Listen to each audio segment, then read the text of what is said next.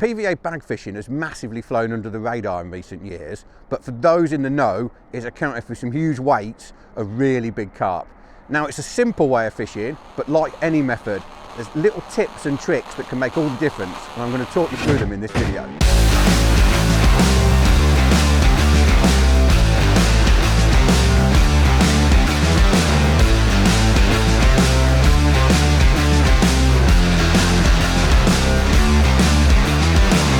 PVA bag fishing is very much a big fish tactic, so I'm talking carp from ideally sort of £4 to £20 plus. It's not really, it does catch F1s and it catches big F1s, but venue wise, open water venues, big fish. Tying a PVA bag is actually really easy, but like anything, there's a knack to it. So firstly, take your PVA, we've got the speed mesh. Comes with the mesh on the tube and you've got your plunger. Now, making each bag exactly the same size is really important, so you know how much you're feeding. It also makes casting easy. You can make your bags more aerodynamic. So I use a little medium guru pot. I've got my pellets in here. I've got a mixture of 2 mils, 4 mils, 6 mil, all hard pellets. So literally all I do, scoop the pellets like so, pour them into the tube like so, take the plunger,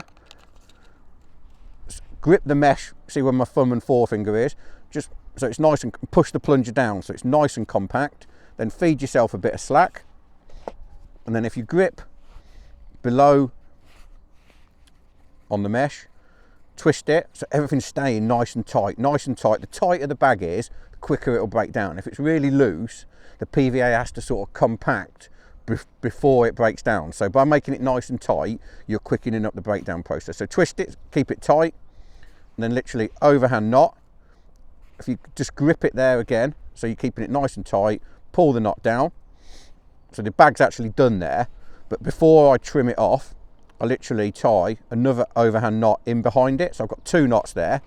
The reason for the second knot is it's my starting point, if I just trim it, for my next bag. So that one's done, drop it in the tub, and then go back, and I'm ready to make another bag. So really easy. A little tip is, if you know you're going on a PVA bag match, to save time, particularly it could rain, you know what I mean, rain and PVA do not go together. So to save time the night before, all I do, get an airlocked tub like this one, that's my lad's lunchbox, you can see his name on it, and just fill it, just type your PVA bag, same system, tie them all up in advance, keep them in there, and they're ready to go. So when I'm fishing a match or a session, I don't have to tie them on the bank, because you get a little bit of moisture in the air, it can affect the PVA and it can start breaking down. So if you've got time, tie them up the night before, or even 2 days before, and they'll be absolutely fine, and it just means you're a little bit more efficient on the bank.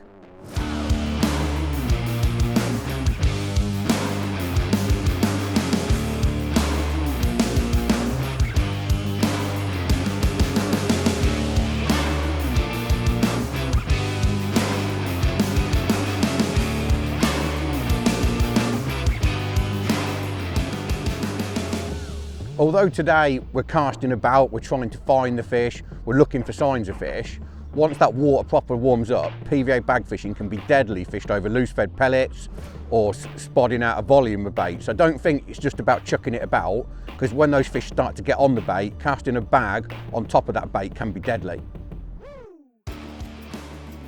Choosing the right PVA for the job is also very important. Firstly, let me clarify, we're talking PVA mesh, not solid bags, in case you're wondering. So in terms of mesh size, boilie size mesh, I believe is absolutely perfect. There's different sizes on the market. Boilie size, if you're confused, is sort of 20 to 22 mil diameter. That creates the perfect bag for casting and feeding just the right amount of bait. Another thing you have to bear in mind when PVA bag fishing is breakdown time of the PVA mesh itself. Some PVAs break down a lot quicker than others. Now, when we designed the Guru Speed Mesh, we wanted a really quick breakdown time. It's designed for match style fishing where you want to fish fast, you want quick bites. So it's got that quicker breakdown time, and it's the perfect sizes in diameter, that 20-22 mil. So it's nice and compact and makes casting easy.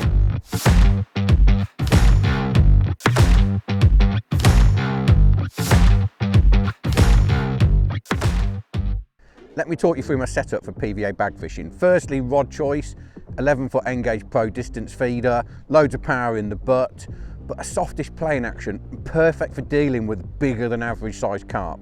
1.5 ounce tip with oversized guides, so it's perfect for shot leader work as well. That knot's going to fly through the guides, so I can chuck literally anywhere from 20 metres to 70 metres plus. On the reel, I've got a mini big pit style reel, 6 pound Pulse Pro, 12 pound shield leader. I love a leader, it just gives me that security to cast off. Also, when I'm playing fish, it allows me to know where they are. So when I'm playing with the rod down low, I hear that leader knot hit the top ring, and I know then I've got sort of 5 or 6 turns on the reel, and that carp's going to be in perfect netting position. So 12 pound shield leader. So the rig itself doesn't get any simpler.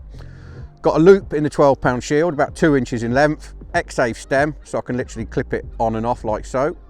I tie a big loop just to make it easier to clip it on and off if I need to do so. Elasticated stem. I'm a massive fan of elastic. I just feel, particularly when you're using big leads, which I'm going to talk to you about in a minute, you lose less fish. I always feel without elastic, when you get that sort of fish bumping its head under the rod tip, you can get a little bit of slack, and then sometimes you can get that annoying hook pull. So always use the elasticated stem. I've got the heavy elastic, the black. So the lead itself, choosing the right size lead is really, really important. PVA bags, even if you make them nice and compact, really tight, they don't cast that well. So you need an oversized lead to get them the required distance. So 2 ounce square pair, obviously slides onto the stem. That makes casting really, really easy. And something I've picked up on the more I fish PVAs, noise can be really, really good. Those carp hear the bag and the lead thud into the water, and they home in on it, and you get quick bites as a result. So 2 ounce lead, I wouldn't really go any smaller than that. 2 ounce for me, optimum size, and that's what I tend to use. I've actually got a prototype stem. Prototype is in, it's still the X-safe system, but I've got a little rounded snap link swivel on the bottom, just allows me to quick change my hook length. Quick changing your hook length is really, really important, because I'm going to have bags soaking, bags not soaking, and when I reel in, I want to be able to clip my hook length off, clip a new one on, and just chuck straight back in. On the subject of hook length, 8 inches, 0.22 N-gauge, massive fan of N-gauge, really abrasion resistant, quite supple for a mono as well. There's nothing not to like about it. Size 8 QM1 hook, big fish, big hook. And then I've tied it, obviously knotless knot, little bayonet, so I can just mount a wafter on it. So really, really simple, but very effective. A lot of anglers, when they're PVA bag fishing, like to have a dip. You don't need one, but it's confidence. The way I look at it is, if there's 60 blokes fishing a match, I want my PVA bag maybe to be a little bit different to theirs. So everyone's been developing their own dips, but as I said, I've also been on here in particular when dips haven't worked. So sometimes it's worth having a chuck just on a plain PVA bag with your pellets. Other days, particularly when it's flat calm, I've noticed, a dip can be really good.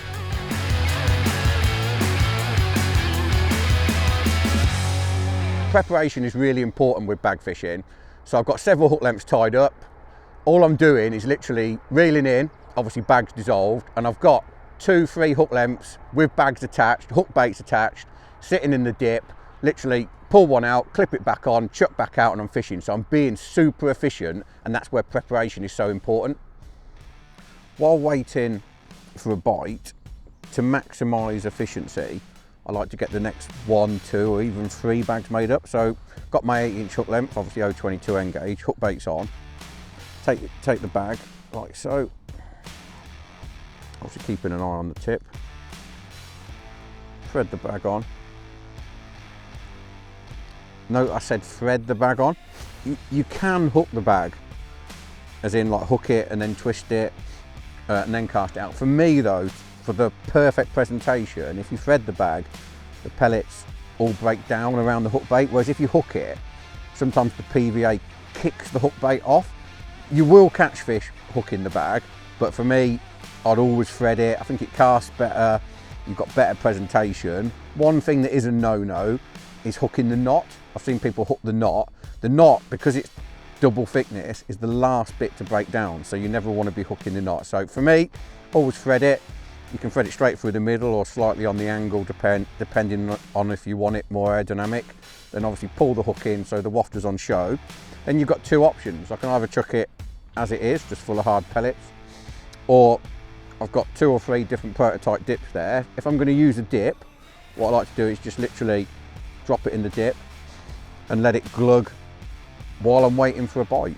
Then it's sort of soaking in all that flavour, which is obviously going to leak out. When that bag hits the water when it's in a dip, in my head, and I'm pretty sure this is accurate, you get that big explosion of flavour in the water that pulls fish straight to it, but there's only a small amount of bait.